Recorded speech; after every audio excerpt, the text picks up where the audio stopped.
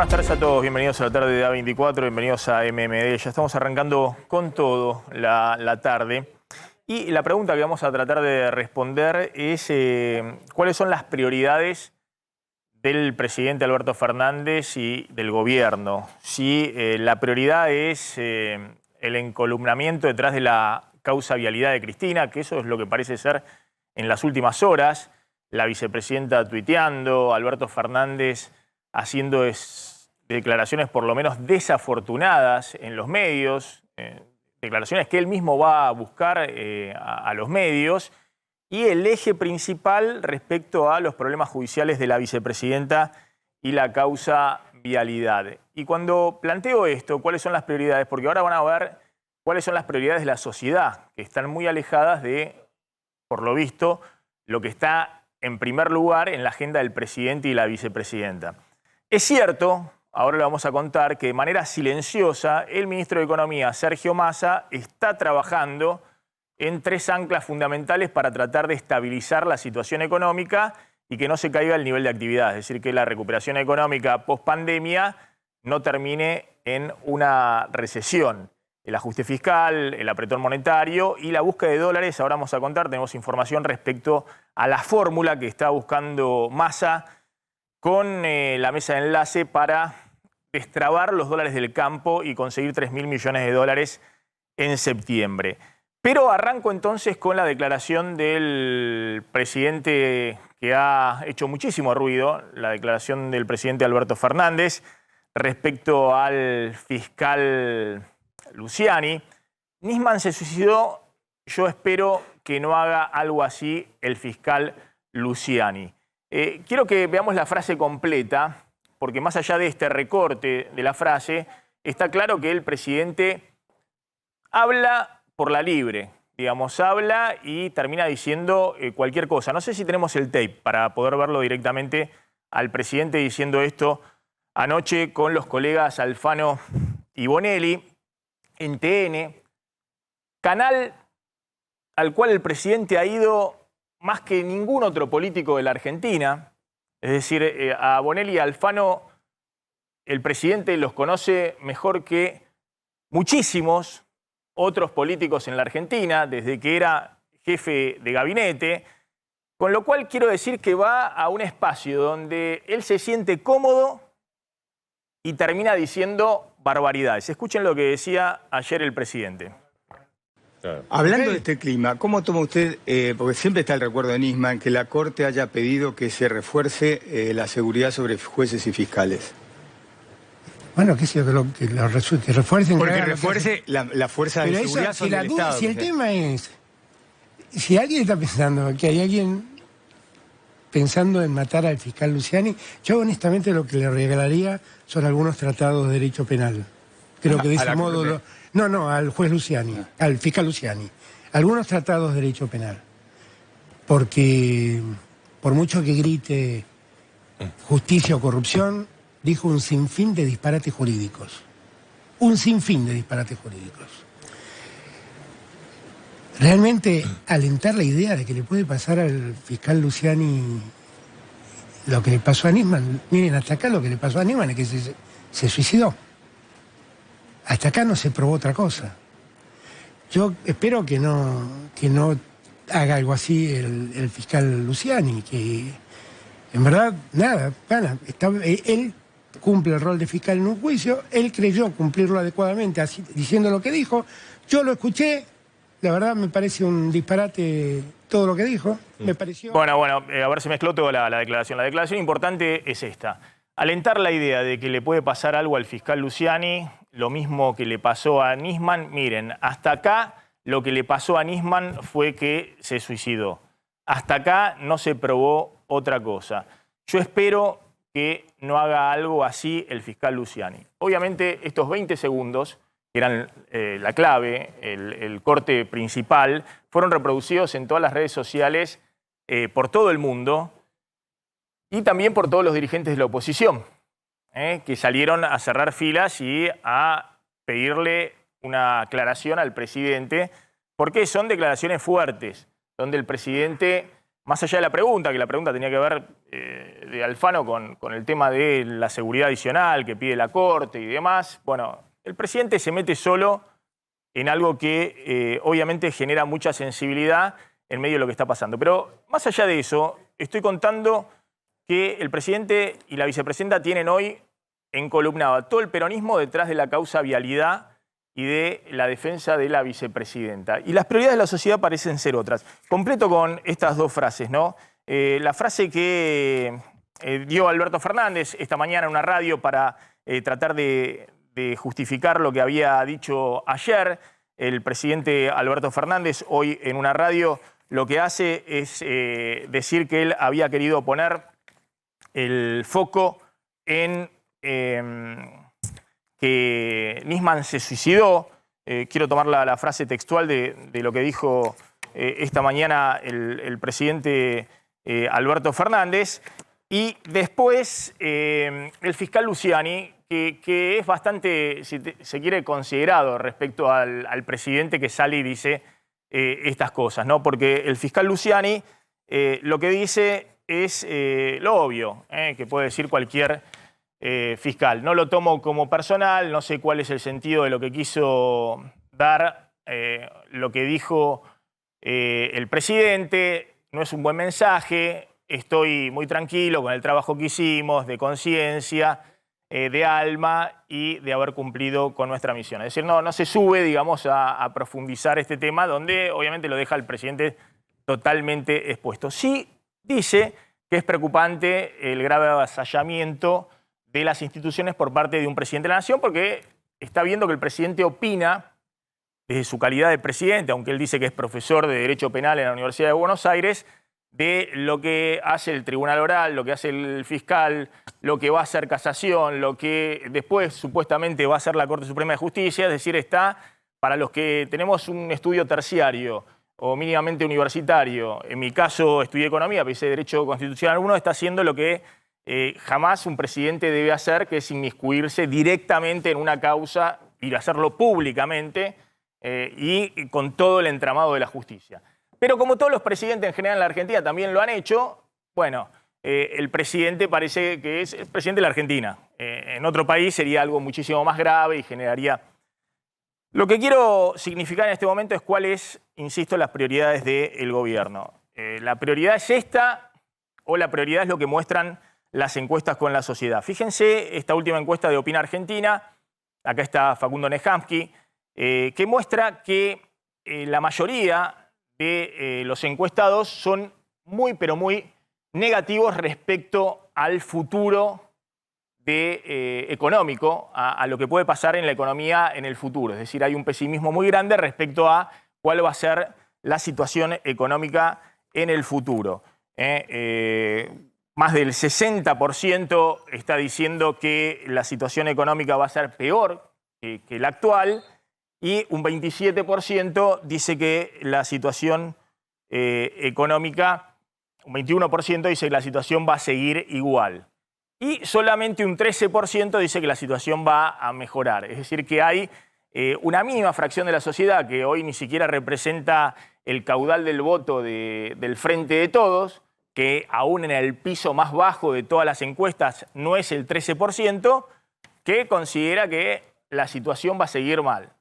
Ya sea desde el punto de vista inflacionario, ya sea desde el punto de vista de la inestabilidad. Es decir, hay un gran pesimismo y sigue ese pesimismo muy fuerte en la sociedad que atraviesa toda la sociedad, no solamente el votante de Juntos por el Cambio, de Milei, el votante opositor, sino que estamos hablando que más de un 80% de la población piensa que la situación va a seguir igual o peor que hasta ahora, con la aceleración inflacionaria y demás. Y solo un 13%, que insisto, es en el mejor de los casos la mitad del voto que hoy tiene el Frente de Todos, tiene una visión optimista. Es decir, que ni siquiera hay optimismo dentro de los propios votantes del oficialismo.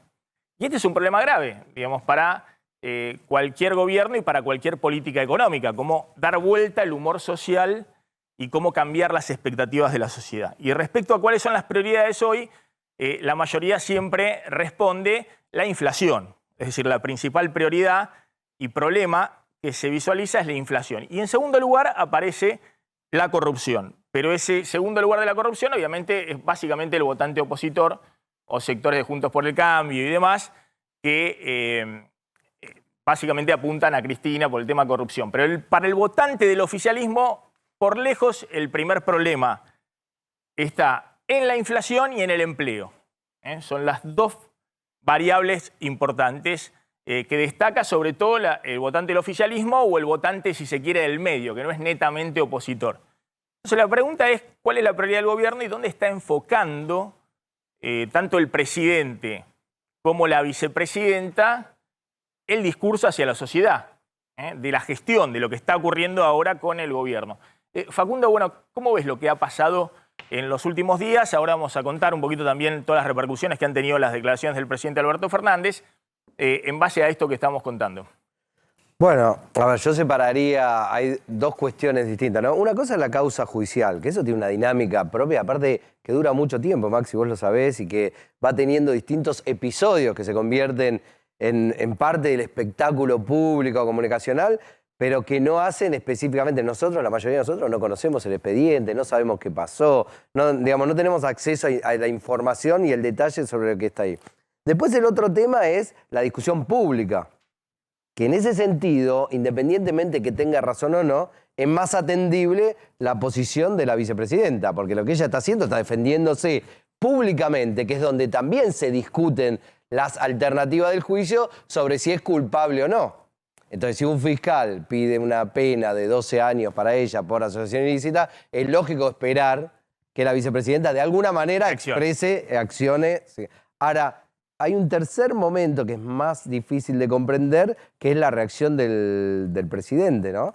En el sentido de que lo de ayer parece como una reacción poco planificada, muy intempestiva y con poca preparación respecto a lo que iba a pasar en esa discusión, con dos periodistas que, como vos señalás, él conoce bien, pero al mismo tiempo son muy preparados y hace mucho tiempo que están acostumbrados a hacer ese programa, que es un programa muy tradicional. Pero perdón, el presidente que siempre dudó, aparte cuando estaba en el llano del suicidio de Nisman, la vicepresidenta que en algún momento dijo que no tenía dudas, no tenía dudas, pero tampoco pruebas de que Nisman no se había suicidado. Es decir, introduce toda una discusión el presidente sobre algo que... Pero yo creo que la introducción de esa discusión es porque no está preparado para los temas que pueden surgir en esa discusión. Cualquier político del mundo, más un presidente, con su equipo de comunicación, primero dudo que hubiese elegido ir esa noche a un programa de televisión. Pero si lo elige, ensaya 20.000 alternativas de qué le pueden preguntar, y es obvio que una de las cuestiones que van a salir y que le van a preguntar tiene que ver con eso. Voy un poquito más allá. El presidente está tratando de cerrar el pacto político de gobernabilidad con Cristina, con gestos que no vino haciendo en los 2 años y medio, digamos, con el tema judicial de Cristina, y en todo caso está tratando de no inmiscuirse en el tema económico, tanto Alberto Fernández como Cristina. Yo creo que hay dos razones. Puede haber razones personales que son más difíciles de interpretar, pero me animo a arriesgar una hipótesis, que es, por un lado, el presidente estaba corrido del centro de la escena política en los últimos 30 días, te diría. Prácticamente desde que Sergio Massa se incorpora al gobierno, pareciera ser que el eje del poder está centrado en Massa, por un lado, tomando las decisiones económicas, y en Cristina Kirchner, en tanto y en cuanto no tensiona con el presidente ni con Sergio Massa en el programa económico que Massa va optando, que vos bien lo señalaste al principio del programa, tiene algunas características que son contradictorias con el espíritu tradicional del kirchnerismo, ¿no? Entonces ahí el eje está puesto a ver hasta cuándo aguanta esa tensión. El presidente en ese sentido estaba desplazado. Parecía, ¿no? El presidente iba a actos en el interior del país y no ocupaba el centro de la escena política. Esto pareciera ser como que el presidente vio un momento para poder sumarse y volver a ocupar el centro de esa escena política. Eso desde lo personal. Desde lo general, pareciera ser que él encuentra también un espacio, como vos decís, para ver si puede lograr rearticular su alianza con la presidenta y no aparecer como un presidente que de alguna manera no apoya suficientemente a su vicepresidenta. Ahora, pareciera ser peor el remedio que la enfermedad, ¿no? Porque las declaraciones que termina haciendo terminan complicando mucho más la situación de lo que la situación estaba. Es decir, termina estirando la crisis en lugar de cortándola. Ahora vuelvo con vos. Voy a sumar, un rato vamos a hablar del tema jubilados con Clara. Gracias, Clara, por venir como siempre. Un gusto. Vamos a analizar un poquito cómo es el cobro del bono, ahora septiembre a noviembre. Quiénes lo van a cobrar, quiénes no, y también este plus, este extra, ¿no? Y ver un poquito cuánto están ganando hoy los jubilados. Es decir, ahí precisar un poco los números por haber, cuántos jubilados hay cobrando la mínima, cuántos más de la mínima, cuánto está la jubilación promedio. Te sumo, Candelaria, con este tema, todo lo que se discutió hoy en Casa de Gobierno y la reacción muy fuerte de la oposición con Larreta a la cabeza. Exactamente, Maxi, porque bueno, hoy el día arrancó con Gabriela Cerruti tratando de aclarar lo que dijo el presidente. En realidad, en parte responsabilizando casi al periodismo, porque en ningún momento el presidente dijo, bueno, me equivoqué, no lo dije claro, quiero dejar en claro que tal vez mi mensaje fue confuso, pero lo que quiero dejar en claro es esto. No. Primero, la vocera presidencial, en su habitual conferencia de prensa, habló con los acreditados en Casa Rosada, allí estuvimos, no aclaró, por el contrario, dijo que van a seguir respetando, que van a ir a todos los medios oficialistas u opositores, lo cual es un ejercicio democrático al cual corresponde que se haga, y dijo que el presidente en ningún momento había querido hacer mención a lo de Nisman, que era algo que le habían preguntado. Lo que se le preguntó era si efectivamente el presidente sentía que sus palabras habían podido ser interpretadas como una amenaza hacia el fiscal Luciani, y ella aclaró que no, que en ningún momento, que el presidente simplemente subrayó que Luciani tiene que leer más y entender más porque no ha argumentado lo suficiente para demostrar que la vicepresidenta tuvo algo que ver en la causa de vialidad. Por otro lado, el presidente después hizo declaraciones a una radio, dio una entrevista muy larga durante una hora, y allí lo que dijo fue que, de nuevo, ratificó, nunca dijo que se había equivocado en las palabras que usó, sino por el contrario dijo que sus dichos habían puesto en riesgo o habían interpelado una cuestión de lo que se dice sobre la causa Nisman. Se metió más adentro de este tema y más incómodo todavía, y sí le dijo que ningún fiscal, ni Luciani, ni ningún otro tiene que preocuparse porque sea amenazada su seguridad personal mientras él sea presidente. El presidente entiende que es simplemente una pieza en el engranaje institucional que en la Argentina, por suerte, funciona desde 1983, que es la división de poderes y las instituciones y demás, y que el presidente... Nadie espera que el presidente de la Nación garantice la seguridad de nadie. Y funcionan las instituciones en la Argentina. Claro. Entonces, el presidente haciendo pie en ese tema, en todo caso, es la propia justicia la que pide la ayuda de las fuerzas nacionales. Un refuerzo de las fuerzas de seguridad. Y demás. Pero el argumento de él ayer era que no funcionan las instituciones, que la justicia no está funcionando y que en ese marco, entonces, cualquier cosa, digamos. Ese es el argumento. Pero ese argumento, bueno, qué sé yo, ese argumento lleva a la Argentina a un estadio inferior al de cualquier país latinoamericano. Y la verdad que es un argumento que, insisto, puede servir para un 20% de la población para encolumnar detrás de ese argumento a un núcleo duro del kirchnerismo. Pero así no funciona una nación, es decir, así no se gestiona. Y de hecho Alberto Fernández llegó con la idea de gestionar de otra manera. Ese es el problema de fondo sobre el cual parece estar el presidente embarrado. Exactamente, pero aparte, Maxi, otra cosa que dijo fue que él mismo había recibido amenazas. Contó que había recibido amenazas personales, que lo amenazaron de muerte y que eso él antes no lo había querido contar. ¿Qué tiene que ver con esto? Nada, como diciendo... Al presidente anterior también, y el presidente anterior, no sé, hacía las denuncias judiciales, actuaba el Ministerio de Seguridad, detenía gente que tuiteaba en contra del presidente, qué sé yo, pasa en todos los países del mundo. A muchos presidentes, la mayoría de los presidentes los sufren una amenaza. Vienen permanentemente, el servicio de seguridad. Y por supuesto que hay que estar atento porque puede ser desde una broma hasta algo serio. No se entiende lo que quiere hacer el presidente, pero bueno.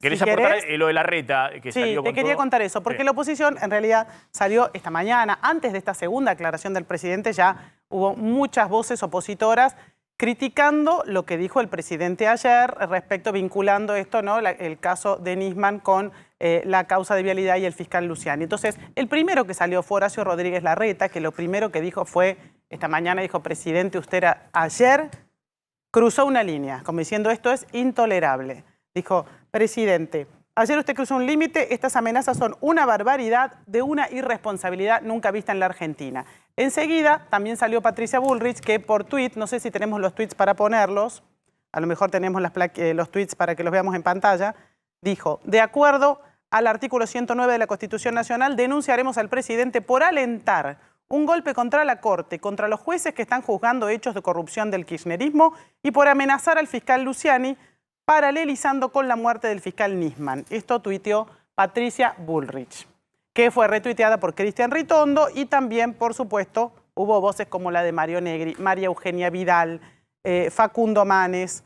La verdad es que toda la oposición salió a criticar. Muchos de ellos lo que hacían es subir en el Twitter, por ejemplo, la parte del video de la entrevista de anoche en la que el presidente decía esta frase tan poco feliz y criticarle. Incluso María Eugenia Vidal puso, ¿está amenazando, presidente? Bueno, algunos más en un tono más de denuncia. La coalición cívica dijo que va a presentar una denuncia en el día de hoy, también diciendo que el presidente instiga el suicidio y amenaza al fiscal Luciani. En fin, hay repercusiones de todo tipo, pero en el gobierno la sensación que se vivía hoy ahí en la Casa Rosada es que Alberto Fernández quedó ahí empantanado en este tema y no se podía salir de la agenda de este tema porque una y otra vez volvía recurrentemente a decir esto y cada vez quedaba más atrapado.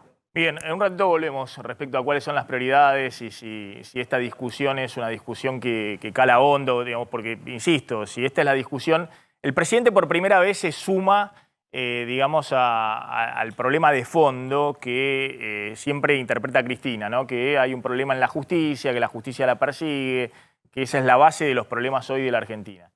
Pero el problema de fondo hoy parece ser otro, digamos, que es un poco lo que ha generado la crisis enorme del gobierno, ¿no? No se generó una crisis por la justicia, se generó una crisis porque el gobierno no ha encontrado un rumbo económico. Maxi, todo gobierno necesita un relato. Un relato. Más allá de la mala prensa que tuvo en su momento la palabra relato. Un relato es un proyecto de futuro, ¿no? Es decir, algo esperanzador, hacia dónde vamos. Nunca ese relato puede estar compuesto de la nostalgia por el pasado, por un lado, de lo que se hizo en otra etapa y ahora no se puede hacer, que es la tensión que hay siempre dentro del frente de todos, ¿no? ¿Por qué no hacemos lo que se hizo en el periodo anterior? Y por el otro lado, los problemas judiciales que se arrastran del periodo anterior, que no digo que no puedan existir y que no se tengan que solucionar, pero eso no puede ser ni emocionante ni convocante para la gente, que como vos lo ves ahí y desde hace prácticamente, te diría, 3 años, prácticamente desde el inicio del gobierno de Alberto, pero que venía de antes aún, pone como su principal preocupación la inflación, aún en momentos donde morían miles de personas con la pandemia. La principal preocupación seguía siendo la inflación. Ahora volvemos y vamos a ver un poquito también la última encuesta de Opina Argentina respecto a los reclamos de cambio político que hay en este momento en la Argentina, ¿no? Y que interpelan tanto al gobierno como a la principal oposición, a Juntos por el Cambio. Está Marina Del Poyeto, economista, directora de Ecogo. Marina, gracias por atendernos, muy amable. Estamos. ¿Qué tal? Buen día. ¿Cómo estás? Bien. Bueno, ¿cómo estás viendo esto que venimos contando, donde Massa está tratando de ordenar todo el frente fiscal para cumplir con la meta de déficit de 2,5% del PBI de este año? Está con una tasa de interés real positiva, en proyección próximos 12 meses, digamos, una fuerte suba la tasa de interés en el último mes, y está tratando de buscar dólares, sobre todo para septiembre, para recomponer las reservas y de esa manera tratar de estabilizar esta disparada de precios que se generó en julio con la salida de Guzmán y también el cierre de pago de importaciones, porque el Banco Central se había quedado sin dólares. ¿Cómo estás viendo que eso está funcionando y cómo estás viendo que está marchando la economía, ¿no? El nivel de actividad, la inflación? Sí, yo un poco lo que digo es que primero digo, Massa es o era un ordenamiento político frente a la dinámica que tenías previa, ¿no? Digo, donde Cristina le pasaba la lapicera a Alberto, Alberto se la devolvía a Cristina y te renunciaban los ministros, mientras el mercado de bonos había detonado el 8 de junio y tenías una escalada en la brecha cambiaria que pasó sin escalas de 210 pesos el 8 de junio a 350 pesos, si querés, en mitad de los rumores de renuncia del presidente, la misma semana en que había renunciado Guzmán. Digo, Massa de alguna forma puso, si querés, un ordenamiento, y básicamente lo que generó fue cierta, no quiero decir tranquilidad, pero digamos, frenó la escalada en la que venía, ¿no? El dólar marginal pasó de la zona de 350 pesos a 300, y arrancó con un discurso que para empezar, digo, no giró a la izquierda, digo, si querés, giró hacia la ortodoxia, y en ese giro a la ortodoxia es lo que decís vos, es ajuste fiscal, ajuste monetario, me voy a acercar al cumplimiento de las metas con el fondo, fiscales y monetarias, corto el financiamiento monetario del Banco Central. Ahora, el problema es la dinámica sobre la cual estás metido, o sea, una vez que la inflación está corriendo al 7,4% mensual, donde el ritmo de devaluación está corriendo casi al 6% mensual, la verdad es que si vos no ordenás previamente las variables nominales, bueno, la consolidación fiscal y la suba en la tasa de interés no te resuelve tu problema de origen del hecho, digo que es la inflación, los precios relativos y la brecha, y detrás de eso lo que te da es un balance del Banco Central al cual le faltan dólares, las reservas netas están en 1.400 millones de dólares, algunos economistas te restan el oro, te restan los DEX, que están en negativas, y por el otro lado la tasa de interés te empieza a crear más pesos, con lo cual la verdad es que no estás resolviendo la situación de fondo. O sea, este anuncio fiscal y monetario, esto 2 años atrás, a lo mejor hubiera generado una euforia, digamos, inmediatamente después de la reestructuración de la deuda. En este contexto, la verdad es que no resolviste tu principal problema, que es que el Banco Central no tiene reservas, y todos los mecanismos que estás intentando usar para conseguir reservas, ya sea pedir dólares prestados, que por ahora no los estás consiguiendo, el repo, de acuerdo con las cerealeras, demás, o empezar a buscar mecanismos para pagar dólares más caros. La verdad es que por ahora, si vas a comprar dólares caros para venderlos baratos, no te lleva demasiado a ningún lado. Del otro lado, la discusión es cómo haces para restringir la demanda, o sea, cómo haces para frenar este nivel de importaciones que ya van 2 meses de la balanza comercial y un nivel de importaciones arriba de 8.000 millones de dólares, que la verdad es que no es financiable, y menos es financiable en un contexto donde vos tenés que recomponer reservas. O sea, esto no es un programa de estabilización. Esto es un programa, si querés, que intenta suturar o seguir suturando el problema, mientras tanto la economía sigue generando más peso. O sea, y tenés un horizonte muy largo. Ahora, ¿no ves un cambio claro en la dinámica? La dinámica que teníamos con Guzmán era una dinámica donde la vicepresidenta bombardeaba al ministro de Economía, y el ministro de Economía, que supuestamente estaba encarrilando las cuentas con el FMI, estaba con el gasto público creciendo 12 puntos arriba de la inflación y la tasa de interés real fuertemente negativa, financiando la corrida al dólar, y la reserva del Banco Central en el momento de oro, en el trimestre de oro, donde tenías que acumular reservas, vendiendo de manera importante para pago de importaciones de cualquier tipo. Uno tiende a pensar que esa dinámica cambió. Ahora está entretenida la vicepresidenta con el presidente de la causa vialidad. El gasto público ya desde julio está corriendo por debajo de la inflación y por debajo de la recaudación. Y a eso se le suma la suba fuerte de la tasa de interés. Es decir, que se está haciendo todo lo que Guzmán no hacía, pero Cristina lo acusaba de estar haciendo. Entonces eso generaba un remolino de incertidumbre. Lo digo porque hemos visto en los últimos días, y interpreto, a ver si vos estás viendo que ahí hay un cambio de humor o no, bonos del Tesoro en dólares que hoy siguen subiendo, es decir, 4 días consecutivos de subas importantes, digamos, de los bonos, digamos, de algunos que empiezan a poner una fichita y dicen,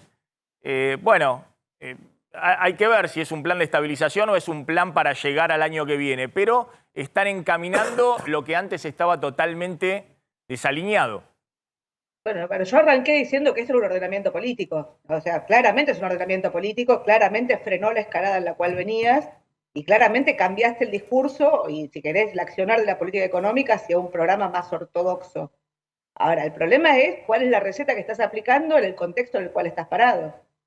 Frente a la nominalidad con la cual viene la economía y frente a un balance del Banco Central al cual le faltan reservas como le faltan, la señal fiscal y monetaria, bueno, yo qué sé, digo, son razonables y hubieran sido muy razonables hace 2 años atrás.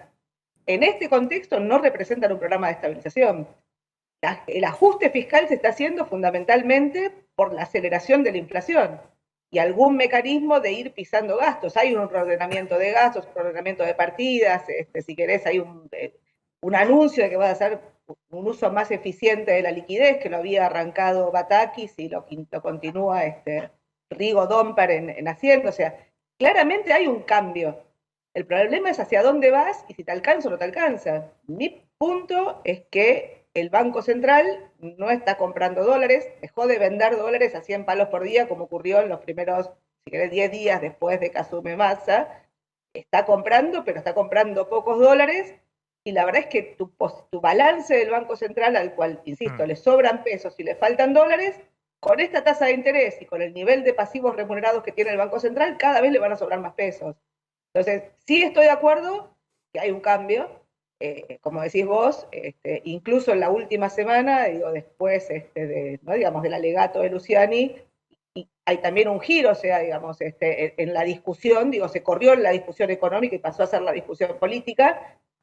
Hay un aire, los precios de los bonos y de los activos en general reaccionaron, sobre todo las acciones, pero digo, reaccionan desde niveles ridículamente bajos, o sea, valían $20, 17 dólares valían, hoy valen 25, el aumento es fenomenal, pero siguen valiendo 20 y pico dólares, o sea, frente a 100 de valor nominal de un país que casi no tiene vencimientos en los próximos años y que reestructuró su deuda en 2 años atrás. Entonces, mi sensación es que no estás resolviendo, esto no es un programa de estabilización, esto es un programa que intenta suturar una dinámica que estaba siendo explosiva. Te hago una pregunta más respecto a esto, ¿no? El nivel de actividad de junio mostró un repunte, ¿no? El EMAE mostró un repunte, estás 1% abajo todavía de marzo de 2018, de la crisis que se inicia en el gobierno de Macri, pero has recuperado prácticamente gran parte de la caída, toda la caída de 2019, y estás muy cerquita de la recuperación de 2018, estamos hablando de la Argentina, ¿no? Que se había sumergido de manera importante 2018 y 2019. ¿Vos ves que hay posibilidad de sostener esa recuperación económica estabilizando mínimamente la inflación en un rango, en este piso de alrededor del 90-95%? ¿Que eso puede seguir en los próximos meses? Porque si eso es así, es un escenario distinto al que estamos hablando en medio de la salida de Guzmán, Batak y demás. Estamos hablando de la espiralización, ¿no? de una crisis cambiaria e inflacionaria mucho mayor. ¿Vos crees que hay chance de que haya una estabilización de nivel de actividad y de inflación en estos niveles? ¿O todavía ves un riesgo mayor de una crisis adicional, ¿no? Con política fiscal y monetaria contractiva, la lógica sería que la actividad se te frene, sobre todo te faltan dólares. Vos tenés un problema de oferta, o sea, la economía hubiera crecido más en los últimos años si no hubiera tenido un problema de oferta. O sea, la demanda sigo tirando. Con el ajuste monetario y fiscal que estás haciendo, más el ajuste de ingresos que te está generando la inflación, estás enfriando la demanda. La demanda se va a resentir. Ahora, la pregunta del millón es si este gobierno va a usar el salario como ancla, las jubilaciones como ancla, o cuando la dinámica inflacionaria, que a lo mejor frena un poco del 7,4 del último mes, 6,7 me da a mí el dato de agosto. Bueno, digo, ¿qué es lo que hace con las paritarias? Digo, las paritarias venían al 4, digo, ¿las vas a poner a correr arriba del 6? Si todos los precios empiezan a correr arriba, bueno, digo, la verdad es que vas a un escenario de inflación más alta, no es hiperrecesivo, pero no es un escenario de crecimiento, o sea, vas a un escenario muy a la defensiva con una aceleración de la dinámica de precios. Yo creo que no tenés un escenario posible donde la tasa de inflación de 2023 esté abajo de la tasa de inflación de 2022. Por varios motivos, digamos. En el margen, aún funcionando el programa fiscal y monetario, porque todas las variables están corriendo cada vez más rápido. Insisto, la inflación al 7,4, el dólar corre al 6,2, la tasa de interés corre al 5,8, y las paritarias probablemente intenten ir por arriba, y la pregunta es cómo juega ese juego en los próximos meses. Ahora, de acá al año que viene, yo lo que te digo es un balance del Banco Central que cada vez le sobran más pesos. Digo, cuando vos pones la tasa de interés a correr al 6% por mes, en un año... Se te duplican las LELIQ, no me preocupa contra la inflación ni contra el PIB, o sea, porque en realidad corren al mismo ritmo que la inflación. Digo, la discusión, digo, si querés, el déficit cuasi fiscal... Frente a los dólares que hay en el Banco Central, se te duplican todos los pesos frente a los dólares que hay en el Banco Central. Y la pregunta es, de nuevo, si hay un cambio de expectativas políticas, el dólar de arriba, el dólar marginal no es el que te cubre, porque frente a la expectativa de salida del cepo, el que te cubre es el de abajo. Ahora la pregunta es, ¿cuáles son los contratos que en el dólar de abajo te van a cubrir frente a un cambio de gobierno si no hay cooperación en la transición? Y bueno, digo, la verdad que estás comprando todos los boletos para un despelote. Marina Alboyeto, gracias, muy amable como siempre. Gracias, ahí estaba la directora de la consultora EcoGo. Vamos a hablar un poquito del tema, decíamos, jubilados. Clara, gracias por venir, muy amable como siempre.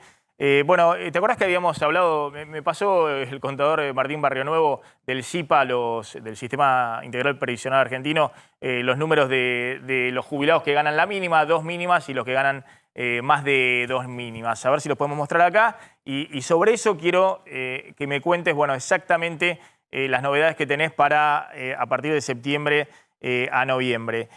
A ver, si no recuerdo mal, los datos que me había pasado Barrionuevo era efectivamente que había, como vos decías, 4 millones de jubilados que estaban cobrando la jubilación mínima, un poco más de 4 millones de jubilados. 4.400.000 más o menos. Exactamente. Exactamente, Clara, 4.360.000. Mirá cómo tenés el dato. A mí me cuesta todo. ¿Cómo tenés el dato? Me cuesta algunos datos recordarlos de memoria, no estoy tanto últimamente con el tema jubilados. Hay 1.500.000 que están cobrando entre 1 y 2 mínimas, y hay mayor de 2 mínimas 1.100.000 jubilados. Esa es la fotografía un poco de lo que está pasando con el tema jubilaciones. En total tenés 7 millones de jubilaciones. Acá hay jubilaciones y pensiones, me imagino. Claro, jubilaciones y pensiones. Claro. Es decir, pero hay igual o menor de la mínima 4.360.000 jubilados. Igual o menor de la mínima. Vos decías que en realidad de estos había solo 1.400.000 que cobraban la mínima plena, y el resto, como eran por moratoria, cobraban menos de la mínima. Mirá, dentro de estos 4.360.000 jubilados y pensionados. En septiembre, octubre y noviembre hay distintas variantes que hace que los jubilados y pensionados necesiten mucha información, porque vos tenés el aumento de la movilidad jubilatoria, tercer aumento del año, más un refuerzo de ingresos que va entre 7.000 y 4.000, hablamos del techo y del piso, y después se agrega en el mes de octubre todo el tema de los bonos adicionales o la plata extra que arrastra el propio aumento del salario mínimo. Ahora, para que la gente entienda, en el mes de septiembre todos, lo azul, lo rojo y lo verde, todos van a cobrar de aumento el 15,53%. El aumento de movilidad abarca a todas las escalas de jubilados. A los casi 7 millones de jubilados y pensionados. Exactamente. Además, en el mes de septiembre, cuando viene el 15,53%, los que están dentro de la columna azul y los que están en la columna roja van a cobrar un refuerzo de ingresos que depende del monto de haber que tengan, será 7.000 pesos máximo, ahí lo tenés.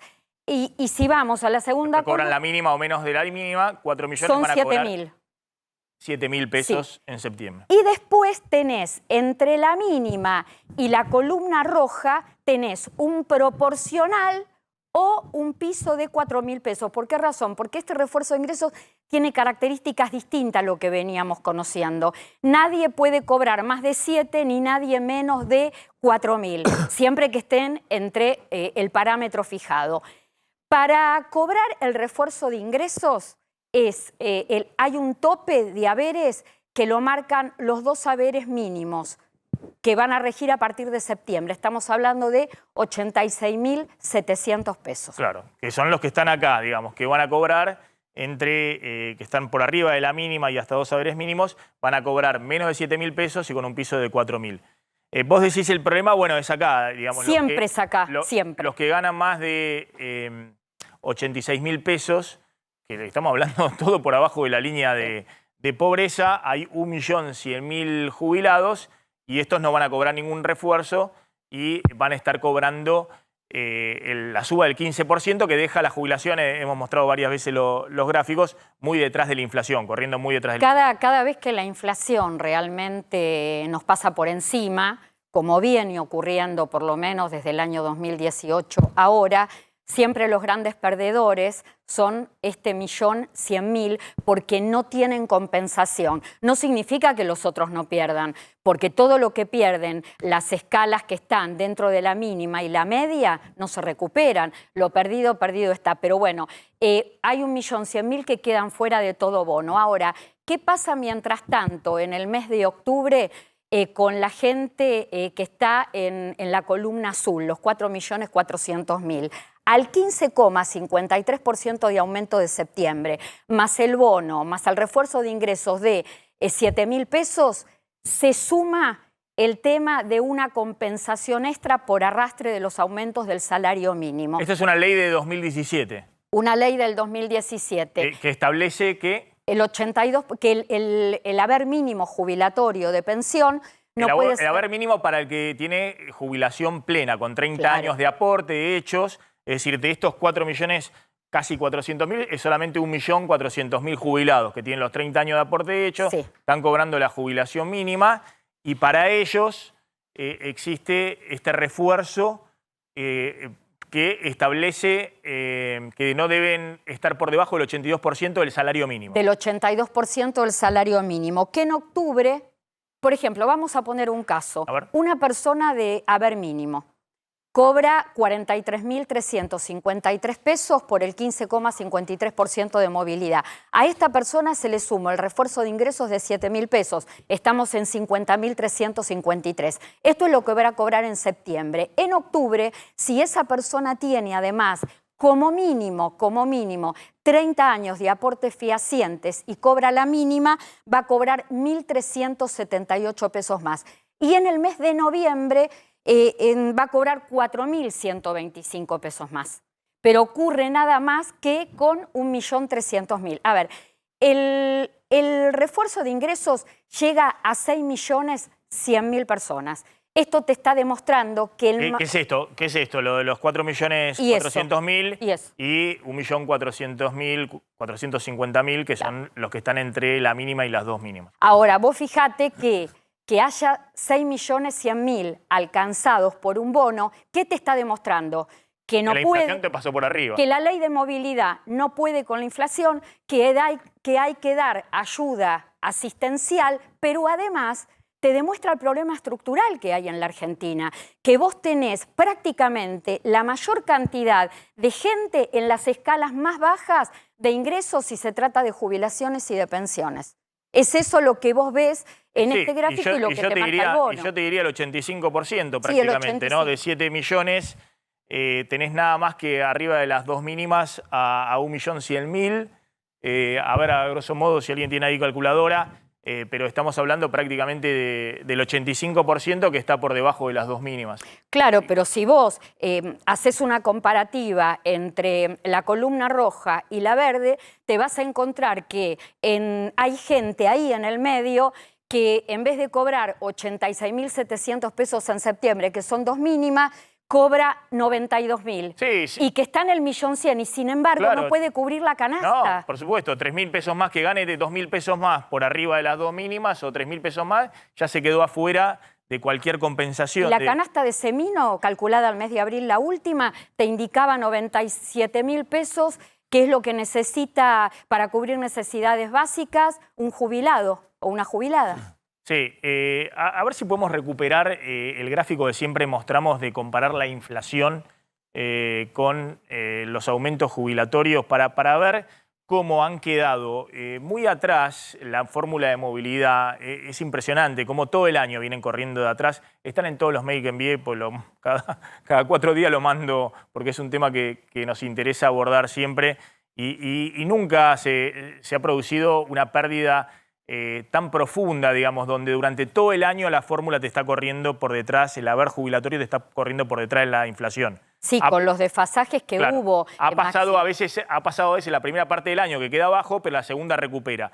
Este año lo que ha ocurrido es que a partir de julio estalló la inflación. Ya venía elevadísima, pero en julio ocurrió la crisis, lo que contábamos, Guzmán y demás, y estalló. Y esto ha generado que los jubilados quedaban totalmente sumergidos. Y vos fijate que cuando se computan los aumentos que tuvo la movilidad jubilatoria al mes de septiembre, tenés un 73% de incremento, pero ya, y eso es un incremento que tiene que perdurar en los bolsillos de la gente hasta el 1 de diciembre, cuando ya se está marcando una inflación mínima, vos esto lo sabés mejor que yo, que estará en 90% o más arriba de eso. Entonces no llegan, necesitan la forma de recuperarse de un refuerzo de ingresos, pero el refuerzo de ingreso es algo circunstancial, que llega y se va, porque a partir del 1 de diciembre el aumento, el cuarto y último índice de movilidad jubilatoria se calcula a los valores del 1 de septiembre.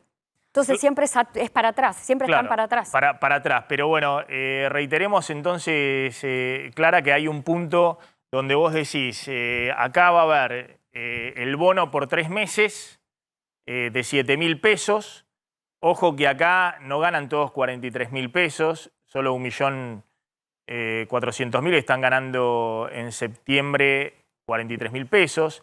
Hay otros que están ganando el 80% de eso. Y otros el 70%. Y otros el 70%. Estamos hablando de la PUAN, de la Pensión Universal de Adultos Mayores, y los que entraban por moratoria. Y después tenemos un grupo donde va a haber un bono que va a ir bajando hasta un piso de 4.000 pesos, que también lo van a cobrar 3 meses, que son los que cobran entre una jubilación mínima y 2 jubilaciones mínimas. Permitime, si querés, te doy los valores que van a regir a partir del 1 de septiembre. Para la mínima con el bono, para la mínima contributiva, el haber mínimo contributivo, 50.353 pesos. Para la PUAN, con bono incluido, que va a ser un bono de 7.000 pesos, 44.682 pesos. Y pensiones no contributivas, mira este número, Maxi, donde están los mayores de 70 años, personas con invalidez, madres de 7 o más hijos, con bono incluido, a partir del 1 de septiembre van a cobrar 37.300 pesos. Esto es una historia de desfasaje de años. Claro, esta es lo que yo suelo mostrar, Clara, tomando la inflación acumulada en el año y la suba de las jubilaciones en el año. No es interanual, no son 12 meses, sino que es lo acumulado en el año. Entonces, primer trimestre, la inflación acumulada fue de 16,1% y el aumento en marzo fue el 12,3%. Esto, con el 12,3%, obviamente el jubilado tuvo que seguir en abril, en mayo, cuando la inflación ya se incrementó, y recién en junio tuvo el segundo aumento. Que fue del 15%. Claro, acumulado con el primero daba 29%. 29,1%. Pero la inflación ya había acumulado a junio, datos oficiales, 36%. De nuevo, insisto, no es que perdieron acá la foto, sino que venían perdiendo ya, se incrementaba esto, 16, 20, 25, en abril y mayo también. Y entre el 29,1 y el 36,2, ¿cómo se compensa con los refuerzos de ingresos? Porque no es este el primero que se Claro, da. hubo acá en abril y mayo sí, un refuerzo, pero de nuevo estamos contando para ese sector. El resto sigue perdiendo. Ese millón de jubilados sigue perdiendo.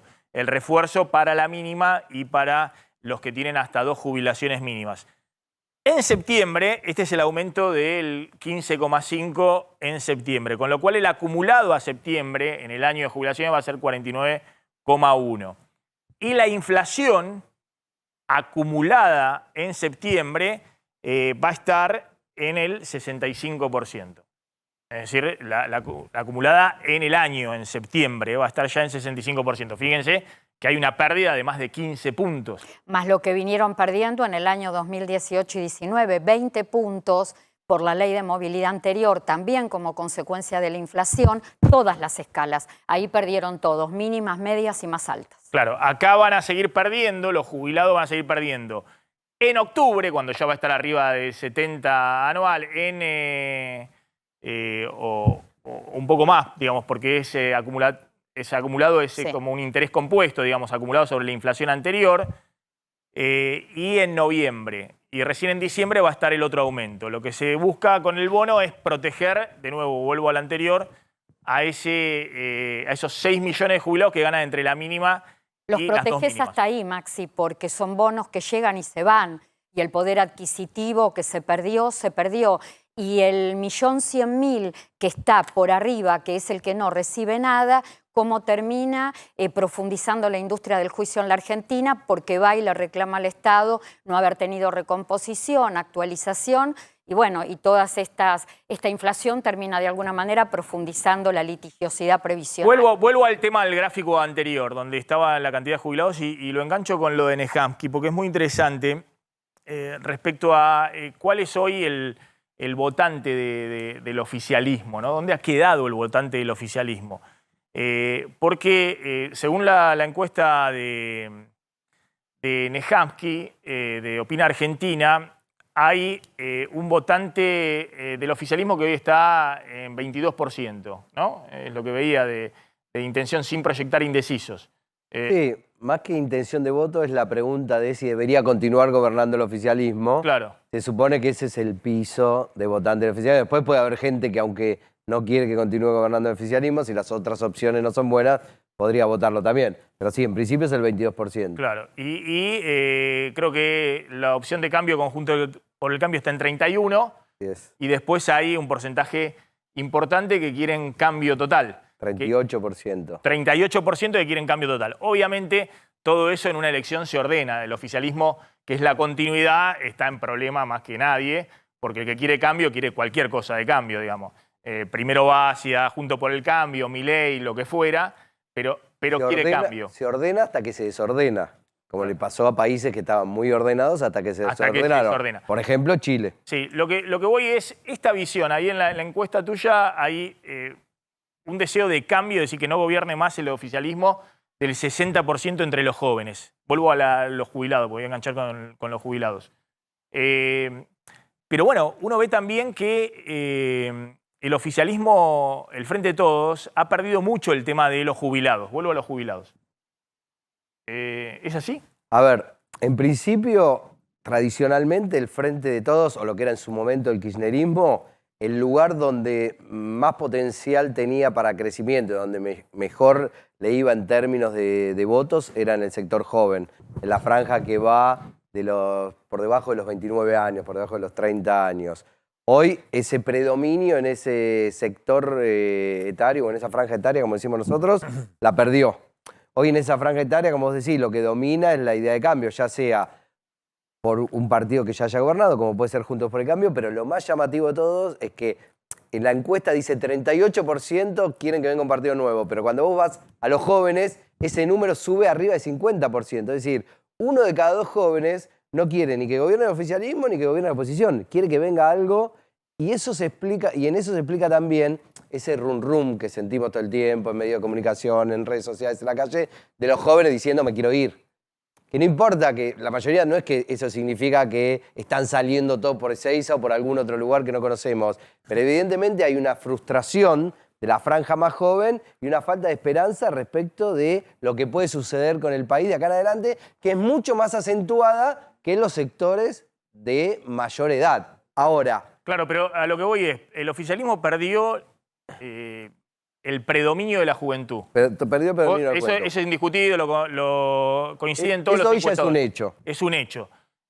Ya sea por o Juntos por el Cambio o el fenómeno Milei, pero... O el escepticismo. Pero no tienen más, tienen obviamente una militancia, la Cámpora, que ya son grandotes, tienen todo arriba de 40 años, pero esa idea de que el oficialismo, el kirchnerismo representaba lo revolucionario, el cambio, se perdió. Se perdió. Y en el otro lado de la pirámide, estamos hablando de 7 millones de jubilados y pensionados, que me parece que eso hace rato que venían con una visión bastante crítica, mayormente, esa franja etaria del peronismo y de fundamentalmente el kirchnerismo. En esa franja etaria, ¿qué sucede? Si bien tradicionalmente es más esquiva al kirchnerismo y al peronismo, es decir, tiene mayor tendencia a votar a fuerzas más conservadoras o más de derecha, el kirchnerismo ahí tenía un caudal muy importante de votos basado en que muchas de estas jubilaciones que ustedes están describiendo acá, que son jubilaciones mínimas o por debajo de la misma, son incorporaciones con moratoria. Claro, que se incorporaron con la moratoria. Entonces,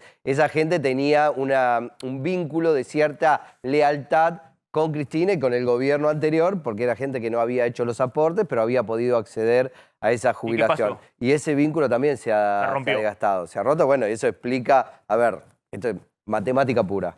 49% de votos en octubre del 2019 a 31% de votos, 32% de votos en el 2021, y que fue el año pasado, en la última elección legislativa, y una intención de voto que hoy está por debajo de eso.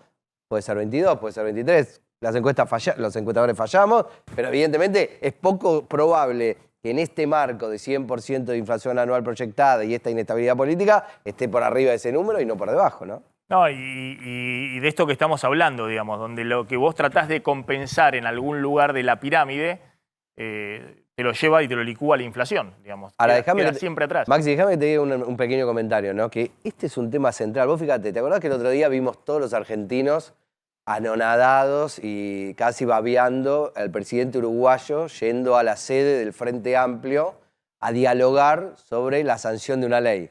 Era sobre esto. Porque esto es un problema para todos los países. El problema de cómo una financiar reforma jubilatoria. el sistema. Están pensando en Uruguay, que es un país chiquitito, que queda calado, que no es que tiene unos niveles de desarrollo mucho más altos que el nuestro. Están pensando en los efectos de una reforma jubilatoria a 30, 40 años. Están hablando de 2050. No, acá lo que está sucediendo, y cierro con vos, Clara, porque siempre aportás ahí, la verdad que una mirada distinta.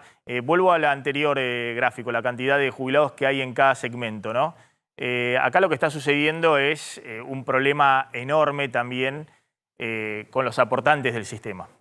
Y en ese gráfico voy a poner dentro de los 4.400.000, por ejemplo, a mi viejo, claro, que, no sé, haber tenido 40 años de aporte como psiquiatra en instituciones públicas, consultorio privado, autónomo, acá y allá, gana la mínima. A ver si tenemos el gráfico. El autónomo tiene una muy mala regulación. Gana la es otra mínima, cosa que hay que reformar. Gana la mínima dentro de, a ver si me pueden acompañar, por favor, dentro de el 1.400.000 que ganan la mínima, que tienen 30 o más años de aporte. Claro. De esos 4.300.000 que ganan la mínima o menos, hay 1.400.000 que tienen 30 o más años de aporte. Que van a cobrar, que tener, no sé, 40 años de aporte. Dos adicionales de 1.300 y de 4.100 pesos. O más años de aporte en blanco, registrados. El problema acá es que, obviamente, te quedan cada vez menos los que tienen aporte de 30 años y que tienen alguna correspondencia con los ingresos que tenían en su vida activa. De hecho, también acá seguramente son todos 30 años, obviamente. Y acá es donde se siente más. Acá también son todos 30 años. Acá hay 1 millón que te quedan, que han sido aportantes seguramente 30 años, 35 años, 40 años. Bueno, y es un problema enorme mientras vos no incorpores gente que trabaja en blanco y pague las jubilaciones de hoy. Porque si no, ¿cómo se pagan las jubilaciones de hoy? Si hay cada vez menos gente de aportantes que trabajen en blanco. Es totalmente insostenible. Es decir, estás cada vez más haciendo como una especie de jubilación asistencial. Mira, cada vez más estoy dándole un subsidio a la vejez a aquellos que no pudieron completar los aportes y los voy compensando. El problema es que, bueno, vas achatando cada vez más la pirámide también, ¿no? No hay ninguna correspondencia mínima. No estoy diciendo que el que tenía un buen sueldo mantenga el 80% de ese sueldo. Estoy diciendo la línea de supervivencia, digamos, que tenga alguna relación con una canasta básica. Si vos no creas más mercado de trabajo, más puestos de trabajo, tenés dos problemas graves. Uno, que vas a tener cada vez más jubilaciones subsidiadas y otra, que no vas a poder terminar con los planes sociales. Al contrario, vas a tener que dar más. Y toda esa gente que genera durante años planes sociales o cobra planes sociales nunca tampoco va a tener derecho a una jubilación contributiva, sino que cuando llegue a la vejez va a necesitar seguir subsidiada por el Estado. De todas formas, yo escuchaba el análisis político, yo puedo hacer el social nada más, que es lo que sigo desde hace muchísimos años.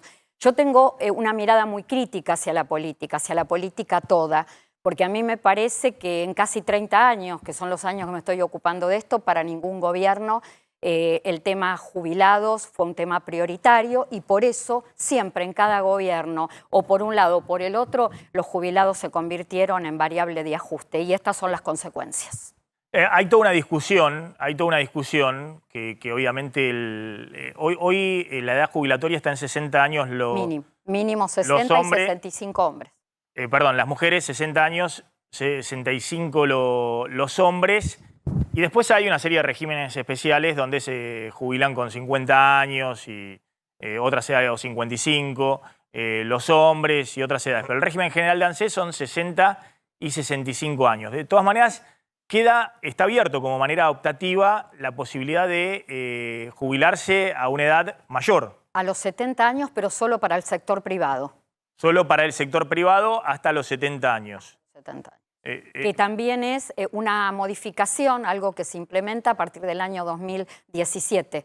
Sale en la misma ley que sale el 82 del salario mínimo vital y móvil para las jubilaciones. En esa misma ley salió la posibilidad de los 70 años. ¿Vos crees que esa discusión, que obviamente también son discusiones que se dan en el mundo, la discusión es cada vez hay más longevidad, digamos, la gente vive más años, y eso significa que se pagan más jubilaciones, más tiempo de jubilación?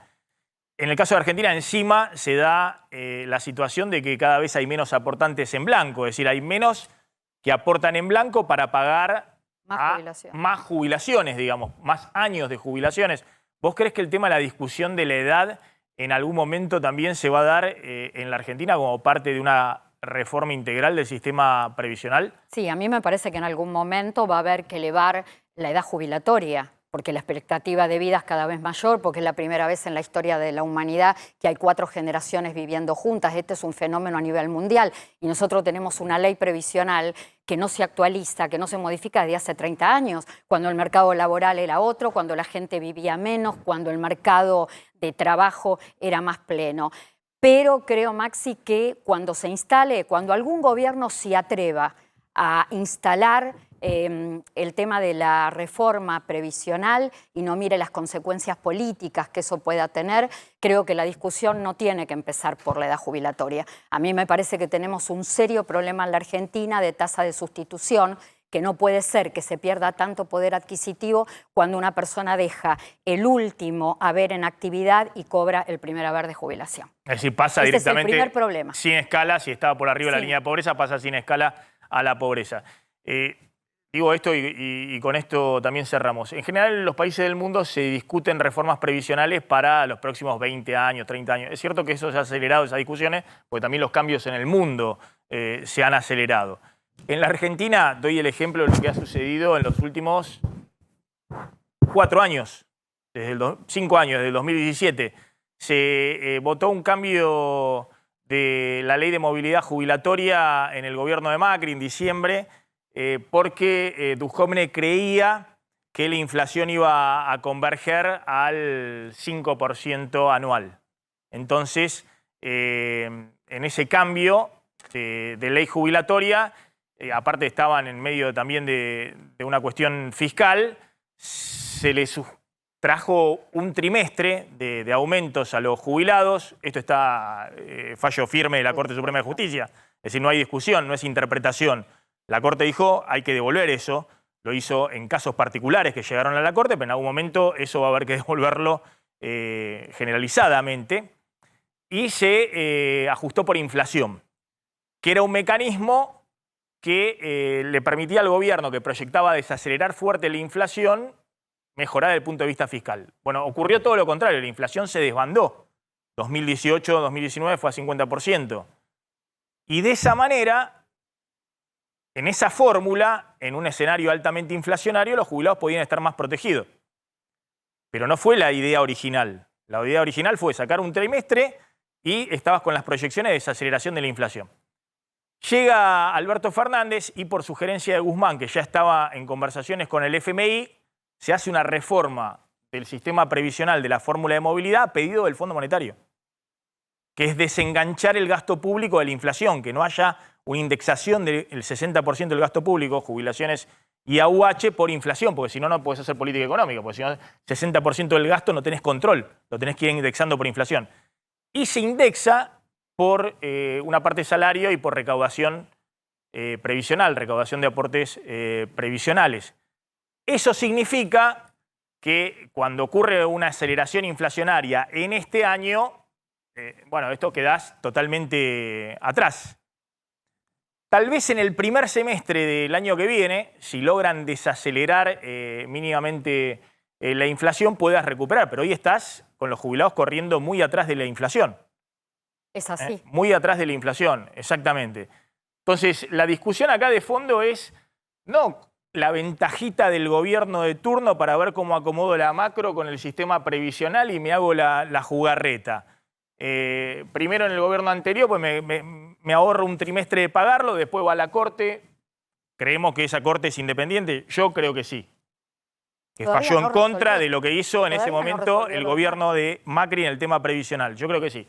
Seguramente, según cómo se paren en la grieta, van a decir según el fallo si es así o no es así. Pero está claro. Ahora, después llega Guzmán y este oficialismo vota una reforma previsional en contra de lo que era su idea original, que era básicamente proteger a los jubilados. Y termina, bueno, con esta fórmula ad hoc, que incluso le hacen algún cambio a último momento, que ahí introduce, creo que Cristina, un cambio a último momento para que no sea tan perjudicial, pero eventualmente en este escenario inflacionario quedas totalmente desprotegido, los jubilados están corriendo atrás. Eso es lo que le permite también, y concluyo con esto, que este año cuando decimos dónde va a estar el ajuste fiscal, bueno, el ajuste fiscal va a estar en ordenar algunas partidas del gasto público, que es un poco lo que estaba haciendo Massa con las resoluciones de esta semana, que no se habían ejecutado y que ahora van como ahorro, en cortar transferencia a provincias, obra pública, algunos sectores donde vos puedas cortar transferencias corrientes, subsidios, aunque mínimamente, y gran parte del gasto público corriendo por detrás de la inflación y la recaudación. Y gran parte del gasto público estamos hablando de los jubilados, es decir, el bono, en términos de dinero, el bono que le dan a los jubilados son 130.000 millones de pesos. Es nada respecto a lo que vos te ahorrás como Estado si la recaudación corre al 85% y topeás el gasto público previsional en el 70%. Eso es mucho más. Bueno, es parte también del ahorro. Esos son como 300.000 millones de pesos. Bueno, es parte de la dinámica de cómo juegan la política económica y todo el gobierno le pasa lo mismo. Usan el sistema previsional y el tema de jubilados para ver cómo acomodan las cuentas en el momento, en la coyuntura, ¿no? En la coyuntura Maxi, ¿vos económica. te acordás del caso Badaro, que marcó un antes y un después en la justicia previsional en el año 2001? 2002. Después, bueno, vamos camino desde el año 2017, las jubilaciones y pensiones se están perdiendo sistemáticamente. Algunas se recuperan y pasan el mal trago por ayuda de los bonos. Vamos camino a otro caso Badaro. Vos decís que esto va a generar también una litigiosidad muy grande. Muy grande. El toqueteo permanente de las fórmulas previsionales y el que estén los jubilados perdiendo frente a la inflación permanente. Llevamos muchos años de pérdida en jubilaciones y pensiones y vamos camino, si esto sigue así, a otro caso Badaro que bueno, marcó, reitero, un antes y un después en la justicia previsional. Pero por eso, me parece que a eso apuntabas vos cuando decías que estabas enojada con la dirigencia política en general, estos son temas que tienen que salir de la grieta. Tienen que ser discusiones de política de Estado. Son reformas para los próximos 20, 30 años. Y esas discusiones no se pueden hacer en la discusión de la grieta o en la discusión de cómo acomodo las cuentas coyunturalmente con el FMI. Es que cada gobierno viene con su libro y cambia. Vamos por la tercera movilidad jubilatoria, todas diferentes y ninguna está dando resultados. Siempre preguntan, ¿y cuál es la ley de movilidad más perfecta o más adecuada a los jubilados? En la medida que tengamos estos parámetros de inflación, ninguna ley de movilidad va a funcionar. Pero bueno, yo sigo repitiendo, creo, la política no tiene en su agenda como tema prioritario, se promete mucho en campaña y después todo queda en campaña. Clara, gracias, muy amable, como siempre muy interesante hablar de estos temas con vos. Engancho el tema precios. ¿Qué está pasando con la inflación de alimentos y las negociaciones entre el gobierno y las empresas? Bueno, ayer se reunieron el ministro de Economía, Sergio Massa, con el presidente del Banco Central, Pelle, con Tombolini, secretario de Comercio, con las 5 o 6 empresas fabricantes de alimentos más importantes del país que tienen en los supermercados el 80% de los alimentos. Y ahí lo que empezaron es una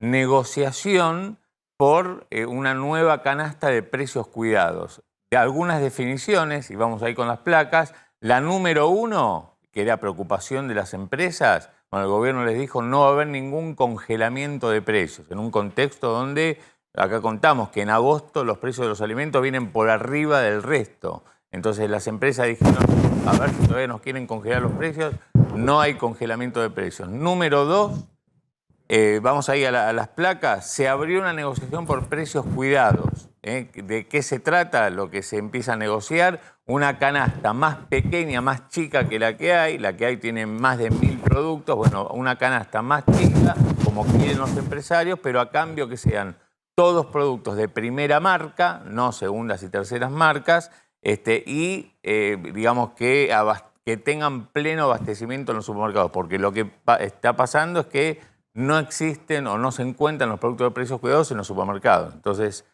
quieren que haya producto, abastecimiento, y la condición de las empresas es, bueno, achiquen la canasta y vemos de qué manera esos productos de la canasta de precios cuidados corren por detrás de la inflación promedio. La principal preocupación que le plantearon los funcionarios fue, bueno, a ver, que ya mismo, a partir de la semana que viene, haya más abastecimiento de precios cuidados, en base al último acuerdo que hicieron, básicamente en aceites y harina, que son los dos productos donde más hay problemas, más están escaseando. Y por otro lado, ante el pedido de las empresas de que les está faltando dólares para importar insumos para fabricar, bueno, ahí Pelle lo que le dijo es que va a haber justamente dólares para la producción de alimentos. Así que si hay algún problema puntual, a partir de la semana que viene se va a tratar de resolver. Pero claramente no hubo ninguna medida de cortísimo plazo y se van a poner de acá hasta principios de septiembre a negociar una nueva canasta de precios cuidados. La sumo a Yolanda Durán, que es presidenta de los autoservicios llamados autoservicios o supermercados chinos. Yolanda, gracias por atendernos, muy amable, como siempre. ¿Qué tal, Maxi? ¿Cómo está? Bien, bueno, ¿qué está pasando con el tema precios? ¿Siguen las remarcaciones como julio y la primera semana de agosto o se ha moderado un poco? Se moderó, pero seguimos recibiendo con aumentos entre el 3, el 4, el 5% en forma generalizada. Lo que pasa es que ese aumento que dieron en la última quincena de julio en el azúcar, el aceite, que se vino, bueno, esos productos directamente fueron más de un 100% de aumento, pero el resto de los otros productos nos vinieron la última quincena de julio entre el 15 y al 25% en promedio de distintos productos. ¿Qué pasó con eso? La gente no tiene plata, hoy nuestros productos en las góndolas están parados, porque la gente no se lleva la cantidad que se esperaba que se iba a vender. Pero bueno, si el gobierno no ve bien, no analiza por lo menos precios de referencia para nuestro sector, como habíamos hablado con Feletti, que eran 60 productos, y nunca se cumplió, anduvo bien los 10 días, 15 días, pero después, bueno, se desvaneció. Ahora, ojalá que podamos sentarnos de nuevo a negociar nuevos productos para tener una buena referencia, tener una referencia más que nada de precios ante esta disparidad de precios que tenemos. No sabemos si estamos comprando bien al mayorista, si el distribuidor realmente nos dice que nos está vendiendo bien o mal. No sabemos qué es lo que está pasando porque no podemos tener cuál es la verdad. Pero si el gobierno analiza con las empresas proveedoras, ya que ellos se sientan con las grandes cadenas, ¿por qué nosotros también no pueden negociar para nosotros?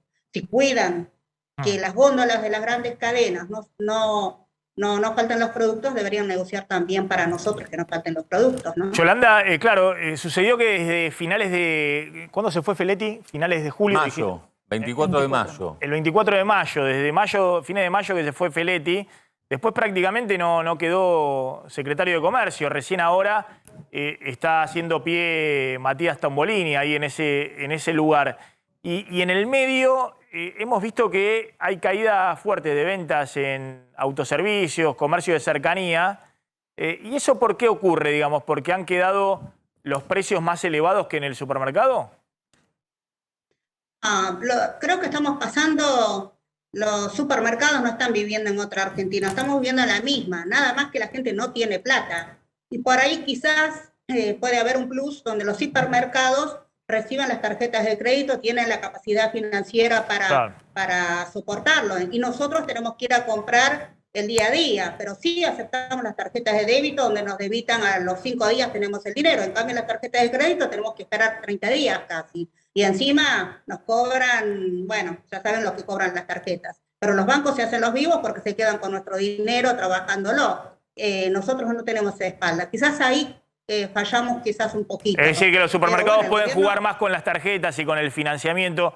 Un día vamos a hacer un informe de los costos de financiamiento, el costo financiero total del financiamiento de las tarjetas de supermercado, que hoy debe estar más o menos 200%. Sí, Me quedo corto. Me quedo corto. Tranquilamente. Es decir, el que compra con la tarjeta de supermercado y paga ahí el mínimo de la tarjeta y se financia con la tarjeta de supermercado, 200% me quedo corto. Sí. Mañana vamos a hacer un poco un repaso de cómo son los costos financieros en los supermercados, que hacen un gran negocio también financiero, digamos, Ahí la diferencia en los supermercados, la diferencia entre las tarjetas propias y las tarjetas, digamos, las administradoras de los bancos, sí, es que dan promos. Descuentos, promos, claro. Con los electrodomésticos, por ejemplo. Entonces te enganchan por ese lado. No, te enganchan por ese lado, pero después el costo financiero total... Ojo, el costo financiero total de los bancos hoy está 150%. No, y más también. El supermercado debe estar en 250, 300%. Lo que pasa es que depende si son tarjetas propias o asociadas a las grandes administradoras. Entonces ahí hay una diferencia. Está bien, las tarjetas propias estoy hablando. Bueno, está bien. Las tarjetas propias. Pero bueno... dice Yolanda que el tema del comercio de cercanía, básicamente la gente no tiene plata, busca más que nada pagar con tarjeta. ¿Se nota la caída de ventas?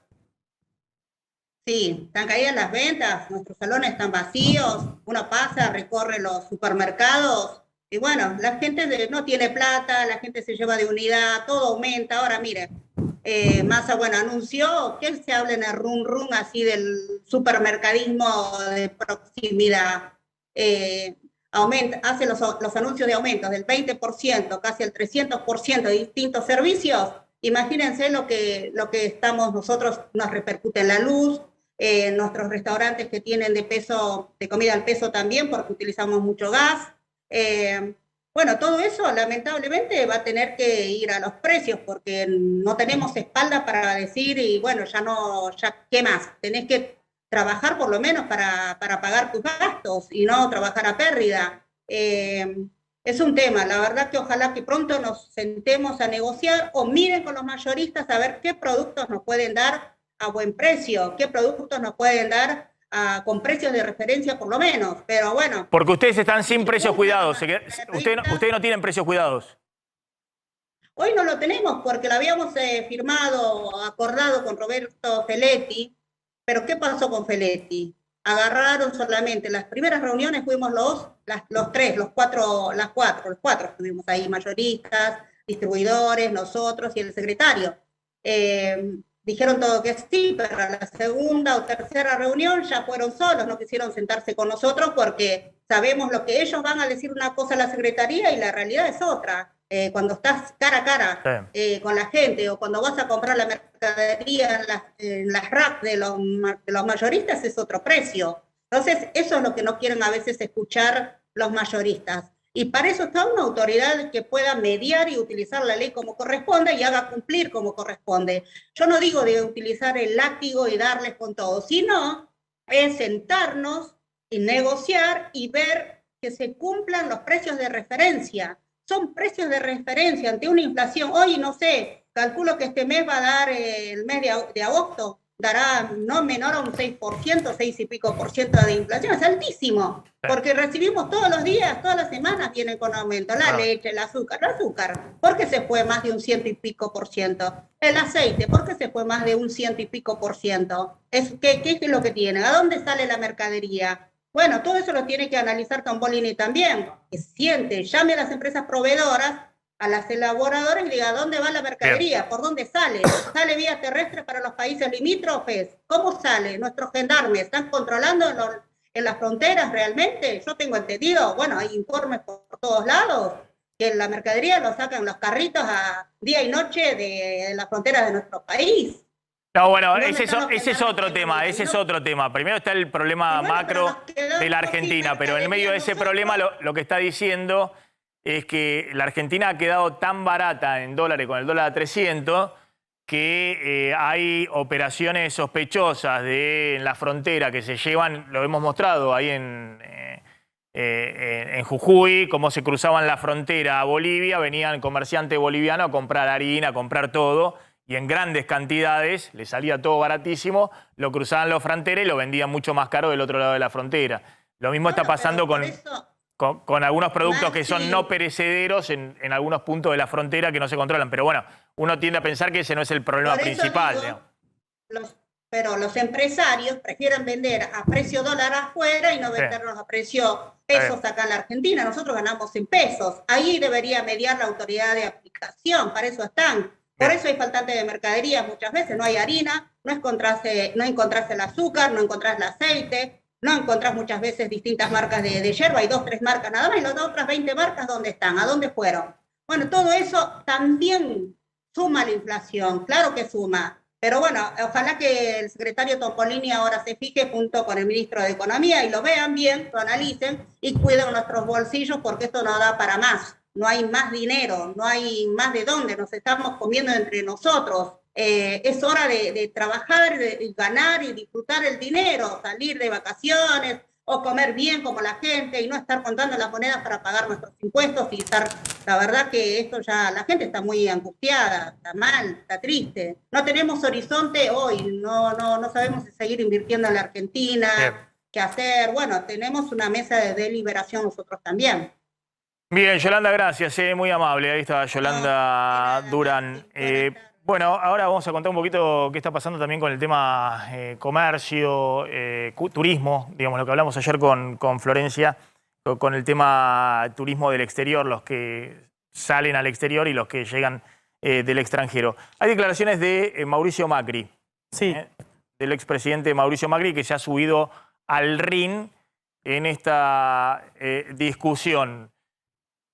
Mauricio Macri ha dicho: Alberto Fernández ha violentado la Constitución una vez más. Mauricio Macri está en un acto en Córdoba, en la Bolsa de Comercio de Córdoba, y allí hizo estas declaraciones. Venía con mucho silencio en toda la semana Mauricio Macri. Nada había dicho ni de la acusación que hicieron los fiscales el otro día pidiendo 12 años para Cristina Fernández de Kirchner, ni luego tampoco de las declaraciones de la vicepresidenta, pero ante las declaraciones del presidente Alberto Fernández sí habló.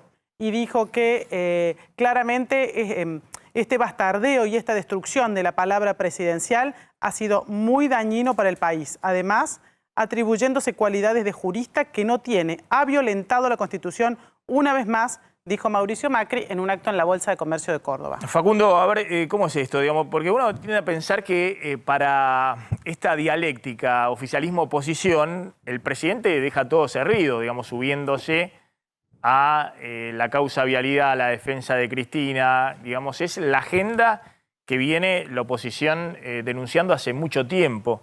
¿Cuál es la ganancia, digamos, del gobierno, del propio presidente? Entiendo la ganancia de Mauricio Macri, entiendo por qué se sube al ring, esto es clarísimo. A ver, cuando se instala la polarización y la situación económica no está bien, está claro que beneficia al que está fuera del gobierno.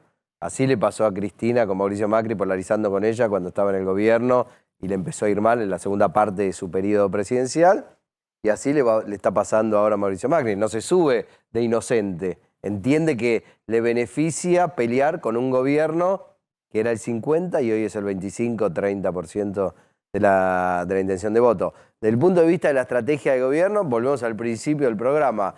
La verdad que no entiendo. Entiendo la posición de la vicepresidenta. Entiendo cuando alguien se defiende, lo están acusando, independientemente de los métodos que utilice, si están bien, si están mal, lo entiendo porque todos se defienden cuando lo acusan de algo. Ahora, el rol del presidente no lo entiendo, lo ubico en la errática estrategia de comunicación que viene teniendo. De encontrar su lugar, digamos. De encontrar su lugar. Uno decía, ¿qué hace el presidente hoy? Bueno, Cristina está en el Senado, Massa está gobernando en el Ministerio de Economía, coordinando con jefatura de gabinete, con todos los ministros y demás. ¿Cuál es el rol del presidente hoy? No, podría ser el que coordine eso. El rol del presidente supuestamente es coordinar eso, no coordinar a todos los que están por debajo de él. Por lo visto, al ministro de Economía, evidentemente, no encuentra su lugar ahí y prefiere ocupar un lugar más parecido que muchas veces él juega en esta transición entre un presidente y un analista o un comentarista, porque cuando él habla de su rol como profesor de Derecho o especialista en Derecho Penal, está saliendo de su rol de presidente y se pone en el rol de especialista, que probablemente lo sea, yo no lo sé, digamos, y bueno, sé que es profesor de Derecho, pero digo, no no conozco en detalle. Está buscando su rol en esta nueva etapa del presidente, eso un poquito está contando. O tratando de buscar algún elemento que lo saque de esa situación desventajosa en la que se encuentre. Y por ahí encuentra en esto una posibilidad, ¿no? Facundo, gracias, muy amable. Tenés un último momento, Marijuán. ¿Qué pasó con el fiscal? Exacto, Maxi, porque el fiscal Marijuán, Guillermo Marijuán, le envió un oficio al procurador general Eduardo Casal pidiéndole colaborar con la causa de vialidad, poniéndose a disposición. Ahí tenemos el texto, lo tenemos en exclusiva, nosotros somos los primeros en darlo. Tengo el honor de dirigirme a usted, señor Procurador de la Nación, en mi carácter titular de la Fiscalía Nacional en lo Criminal y Correccional número 9, ante las recientes preocupantes manifestaciones del presidente de la Nación, el doctor Alberto Fernández, en un punto de la liviandad y el desconocimiento de las causas y circunstancias en que aconteció la muerte del doctor Alberto Nisman, quien, además, para agravar más su postura, siendo la máxima autoridad del Poder Ejecutivo Nacional, sugiere y espera que nada de esto le suceda al doctor Luciani. Es que vengo a solicitar que en apoyo de ese magistrado y del doctor Sergio Mola me tenga en cuenta para cumplir y coayudar en cualquiera de las funciones de estos señores fiscales de juicio que de manera tan noble y profesional desenvuelven esas magistraturas enalteciendo al Ministerio Público. Lo que pide es que quiere colaborar en la causa y está dando un apoyo. Lo que se dice, ¿por qué es importante esta información? Porque es el primer fiscal que hace esto, pero vendrían varios más apoyando a Luciani y a Molas para poder así dar una fuerte señal de que todos los fiscales están en contra de lo que dijo el presidente. Recordemos que el procurador los recibió a los dos fiscales de la causa de vialidad hace unos minutos. Bien, ¿qué está pasando en el mercado cambiario? Bueno, un mercado estable, como decíamos, en el mercado cambiario, pero con subas otra vez por cuarto día consecutivo en los papeles de la deuda argentina, sobre todo los bonos en dólares, subiendo nuevamente alrededor de entre 0,5 y 1%. Y el dólar, el paralelo dólar blue, 293 pesos, 2 menos que en el día de ayer. Y el contado con liqui, dólar para donde dolarizan las empresas, 295, también estable respecto del día de ayer. Vamos a hablar con Florencia después de la tanda. Casi 2 millones de extranjeros entraron al país en el primer semestre. También esto que me interesa seguirlo, a ver cómo está el tema de la discusión en el Congreso por alcohol cero. Que es una discusión que venía parada, a ver si se reactiva en estos días. Alto Verde en Santiago del Estero, en Termas de Río Hondo, el Hotel Termal Spa con las 5 piscinas termales y con el restaurante gourmet. Tanda y ya volvemos. Marina Barda. Bueno, seguimos porque estamos ahí analizando con Florencia unos datos muy suculentos respecto a lo que está pasando con el tema económico, con los dólares. Y claro, se viene el Mundial y está el tema de los argentinos que viajan al exterior. Ahora vamos a mostrar los números. El último dato del Banco Central es de junio, pero ya en junio se fueron pagos al exterior con tarjeta de crédito prácticamente 700 millones de dólares. Esa cuenta, todos tienden a pensar, este es el número. Fíjense cómo ha crecido los pagos con tarjeta de crédito al exterior. Porque claro, es al dólar turista, está a 2.50, el dólar libre está cerca de 300 pesos, sigue siendo más barato, es el dólar de 250 pesos. Más el atesoramiento, los 200 dólares. Bueno, el problema no es los argentinos que viajan al exterior o los pagos que se hacen al exterior con tarjeta de crédito, que el gobierno no quiere tocar mucho ahí porque cualquier cosa que toque ahí significa disparar más los dólares libres. Sino es cómo hacer para que los dólares que traen los extranjeros a la Argentina entren al Banco Central. Porque mientras se van por esta cuenta, en junio fueron 700 millones de dólares, pero en julio deben haber sido más de 800, vamos a ver en agosto, por los extranjeros que vienen a la Argentina, que está lleno de extranjeros viniendo porque les sale todo muy barato, quedan solamente 50, 40 millones de dólares por mes en el Banco Central, porque todos pagan con dólar billete en el blue, no usan el dólar tarjeta, no usan la tarjeta de crédito para venir a Argentina porque obviamente les sale liquidarlo por el dólar oficial a los que vienen del extranjero, más allá de algunos intentos que hizo el Banco Central para que lo liquiden por el dólar libre. Vos tenés, Flor, las estadísticas de los extranjeros que ingresaron ya este año a la Argentina y la verdad que son números muy importantes. Claro, porque en realidad ese cálculo que vos decías tiene que ver con un estimado que hacen desde el Gobierno Nacional de 1.700 millones de pesos, de dólares, pero que como vos decís no son dólares que entran en el Banco Central, es un cálculo de lo que vinieron a cambiar al blue,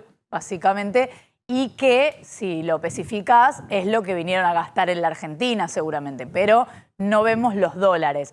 Y desde el 1 de enero entraron al país 3,5 millones de extranjeros. Lo que pasa es que el cálculo se hace, o sea, se piensa en el turismo a partir de quienes pasaron por lo menos una noche en el país. Y ahí el cálculo es de 1.800.000 personas.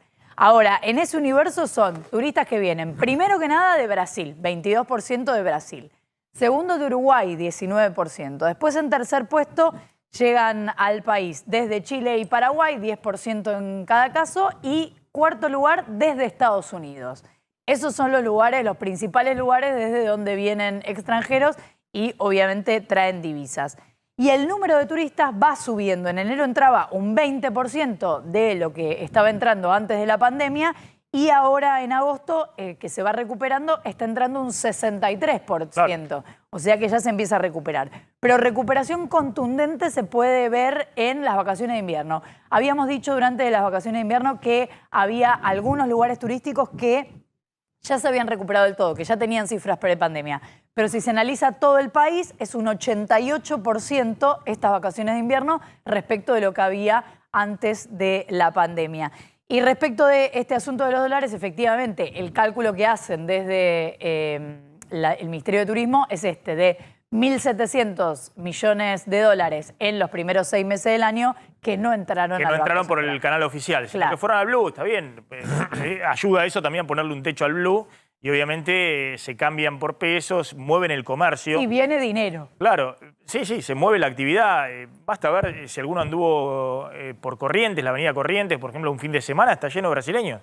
Claro. Que vienen y, claro, les sale todo baratísimo, ¿no? Comer, la gastronomía, los espectáculos y demás, además de las compras que hacen. Vamos a cambiar de tema. Están Adrián Saque en Estados Unidos. Adrián, ¿qué tal? ¿Cómo estás? Y Patricio de la Barra en Brasil. Gracias a los dos. Adrián, ¿cuáles son las novedades que hay desde Estados Unidos? ¿Qué tal? Muy buenas tardes, Maxi, querido equipo. Bueno, lo que tenemos aquí es algo que se temía que pudiese pasar, que es los primeros síntomas de recesión fuerte o de afectación fuerte del mercado inmobiliario, ¿no? Tenemos los datos del mes de julio, del mes pasado, dieron una caída en la casa, en la venta de casas nuevas, eso quise decir, de un 12.6% en un solo mes.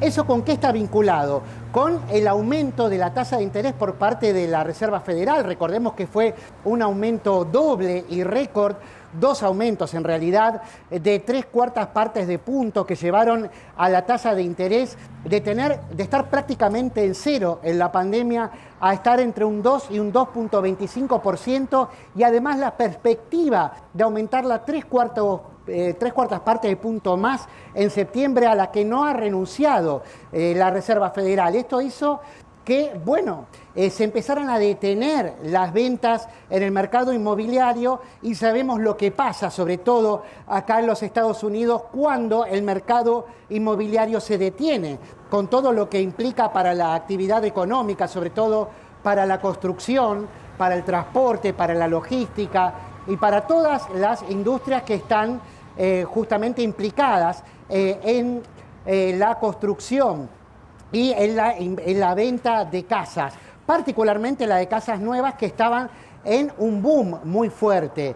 Y bueno, paralelamente también está sucediendo que no caen de manera significativa los precios de las casas. La vivienda promedio en los Estados Unidos sigue por encima de los $400.000, es un valor muy alto. Se espera siempre que esté más cerca de los $350.000, como para que sea realmente una parte dinámica de la economía, pero bueno, este es el precio que estamos pagando por la lucha contra la inflación, cuya principal arma fue justamente esta de aumentar el tipo de interés y de hacer así más caro el acceso al crédito. Ahora la gente, claro, está diciendo no voy a tomar un crédito si antes justamente no tenía que pagar tanto por el dinero, por el precio del dinero, por el precio del dólar, digamos, y ahora sí tengo que pagar más, voy a esperar a ver si cambian algo. Pero parece que por ahora la Reserva Federal se está manteniendo firme en volver a aumentar el tipo de interés para el mes de septiembre. Ese es el problema, es lo que todos están viendo. Hay un chiste clásico de los economistas que es: los economistas han pronosticado 6 de las últimas 3 recesiones. No sé si cabe este tema para Estados Unidos en este momento. Me parece que no están ahí en un sendero complicado de cómo hacen para tomar la inflación y al mismo tiempo no llevar a la economía en recesión. Lo sumo a Patricio de la Barra. Patricio, bueno, declaraciones siguen muy polémicas de Bolsonaro en la campaña electoral, en la carrera presidencial de este año frente a Lula. Sí, exactamente. Yo creo que con el correr de los días, recordemos que queda muy poco, casi un mes y pocos días para la realización de este comicio que es tan importante, tan significativo para Brasil y también para América Latina. Los dos candidatos que están en estos momentos en el top de las encuestas son Jair Bolsonaro, el actual presidente, y Lula da Silva, que es el expresidente que fue retirado de la prisión para que pueda concurrir en esta elección. Más atrás está Ciro Gómez, que también ya se presentó, ya declinó su candidatura, junto con Simone Tebet, que serían los 4 candidatos que en estos momentos estarían apareciendo con mayor fuerza en las elecciones. Hay una cosa que ayuda, Maxi, a Jair Bolsonaro en estos momentos, que por segundo mes consecutivo se registra en Brasil un fenómeno que no se venía registrando desde 1980, que es una deflación. El mes de julio una deflación de 6.68% y el mes de agosto 0.70%. Esto en virtud del retiro de los impuestos de los combustibles. Y esto se ha reflejado, claro, ya en los supermercados, pero en algunos productos, en los productos principalmente de primera necesidad básica, y no en el aspecto de la salud y algunos productos que son más sofisticados. De manera que Brasil en estos momentos se enfrenta a una polarización muy fuerte entre dos candidaturas y vamos a ver qué es lo que ocurre el 2 de octubre próximo.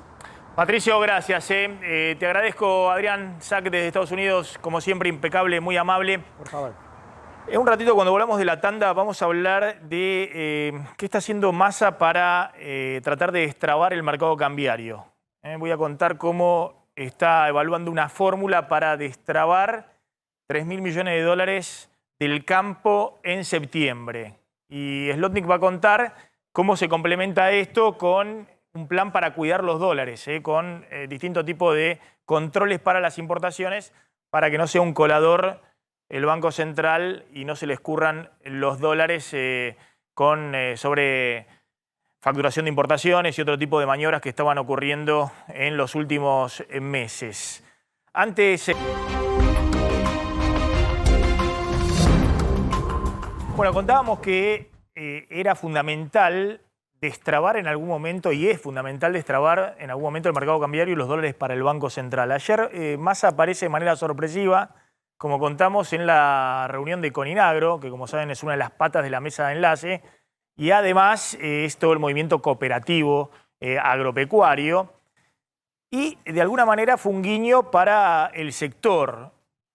Hay mucho rumor de que en los próximos días, sobre todo dentro de las cerealeras, van a encontrar una fórmula para mejorar el tipo de cambio de liquidación de la soja a través de distintos tipos de incentivos fiscales, lo que no está claro todavía cuál va a ser la fórmula, y ver si se pueden destrabar 3.000 millones de dólares que están acopiados por las cerealeras, pero son propiedades de 8.000 productores agropecuarios, productores sojeros, que todavía no le fijan precio de venta. Si eso en algún momento hay acuerdo y se empieza a vender fuerte, es decir, se le vende a las cerealeras ese grano, las cerealeras lo embarcan, los 15 días están los dólares acá. Es decir, que es lo importante, que entren por el mercado cambiario y que los acumule el Banco Central. Están todos viendo si efectivamente se destraba esa pata que es fundamental para estabilizar no solamente los dólares del Banco Central, sino también los precios.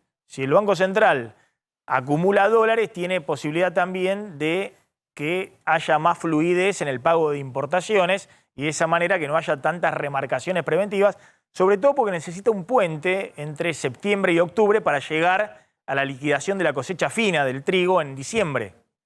Y esa es la discusión y lo que todos están viendo. Bueno, a ver si en silencio Massa va con el ajuste fiscal, con el apretón monetario y la suba de tasa de interés, y ver si encuentra la fórmula para destrabar los dólares que de alguna manera puedan generar una estabilidad mayor de los precios de esta economía, que no haya remarcaciones todo el tiempo pensando en la brecha cambiaria porque no hay dólares al oficial, a partir de septiembre. Ya agosto está jugado, todos dicen piso 6% de inflación, pero ver si se puede producir una desaceleración de la inflación mayor a partir de septiembre. Ese es el gran objetivo.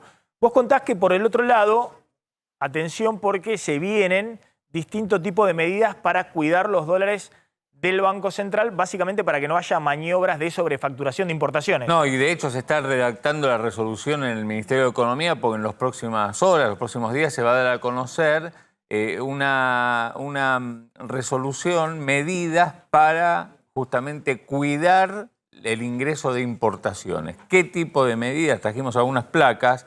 Por un lado, digamos, son básicamente dos medidas, pasar de licencias no automáticas a licencias no automáticas a distintos productos que se importan, bienes que se importan. Esto lo que implicaría es tener control, digamos, demorar el ingreso de importaciones o directamente bloquearlas. Hablamos de electrónicos, desde parlantes a consolas de videojuegos. Hablamos de productos de computación, sean memoria para computadoras, teclados, hasta mouse, de que van a requerir, no es que se van a prohibir el ingreso, sino que van a requerir de una Va a haber una licencia. revisión. Cuando pasa licencia no automática, tiene que haber una CIMI, un certificado de importación, todo un sistema de monitoreo integral de importaciones. Y sobre todo, ahí vos contabas el caso de computadoras para minar criptomonedas. Claro.